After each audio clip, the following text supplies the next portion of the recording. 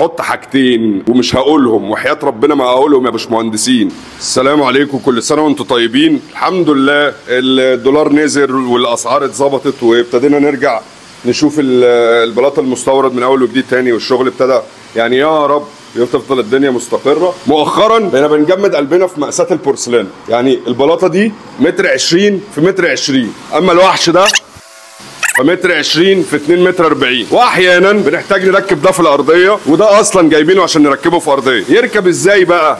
قال لك نمحر الارضيه. ايه نمحر الارضيه؟ بص والله مش معديه، مش طالعه من زوري. يعني نمحر الارضيه عشان هنفرد عليها ماده، وهنفرد على البلاطه ماده، وهنلزق. حلو قوي زي الحاجات اللي انت بتشوفها على اليوتيوب، بس اسمها هنمحر الارضيه بجد. واللي بيشتغل الشغلانه بتاعت الارضيه دي ما هوش مبيض محاره. اللي بيشتغل الشغلانه بتاعت الارضيه دي الراجل اللي ورايا ده. شغلتك على المدفع ايه؟ على هليكوبتر. هليكوبتر، ماشي. الشغلانه دي هليكوبتر، او بيشتغل فيها بتوع الخرسانه، لان هم ادرى بوزنه الارضيه، ومعاهم المعدات بتاعت وزنه الارضيه، وعندهم التولز اللي بيعرفوا يوزنوا بيها الارضيه من غير ما تكررش منهم في النص. يعني مش هتسمع حتى التفاصيل، لا هيبقج ولا هيعمل ولا بتاع. ليه طريقته في الشغل اللي بتخليه يعرف يظبط الشغل. مع احترامي الكامل لمبيض المحاره، واحترامي الكامل ان مبيض المحاره اليومين دول بقى عنده شغل اسمه محاره ارضيه.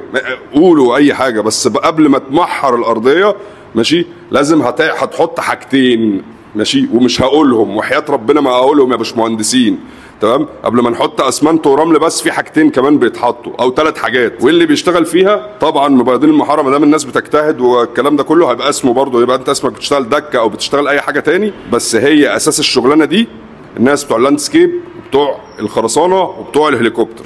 صح ولا ايه؟ ها؟ اصل عمال يقول ورايا بقى، ما بيقاطعني. كنت عايز تقاطعني، بتقول ايه بقى؟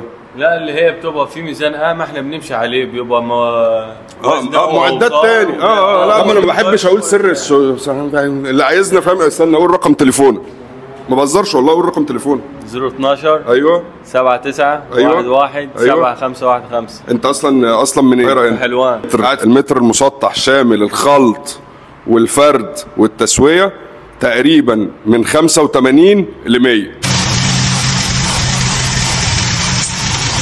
فانا اسف ان كلمه محاره الارضيه بتوجع لي ودني، لان هو مفيش حاجه اسمها محاره ارضيه. كلمه محاره دي يعني مبدئيا اسمه مبيض محاره. مبيض محاره ده بيعمل ايه؟ بيشتغل بمنتج المحاره اللي هي اسمنت ورمل بس. لكن ما دام الموضوع هيبقى على الارض وعليه ضغط، بيبقى ناقصه حاجتين كمان، ماشي، ومش هقولهم، ولو انت عارفهم حطهم في الكومنتات تحت. واللي بيشتغلها مش مبيض محاره، هي ناس متخصصه في الارضيات، وما اسمهاش بياض محاره ارضيات، ولا اسمها همحر الارضيات. ممكن تقول هدك الارضيات، هعديها لك. قول هصب الارضيه، ماشي. قول سلابون جريد، ماشي. قول هليكوبتر، ماشي.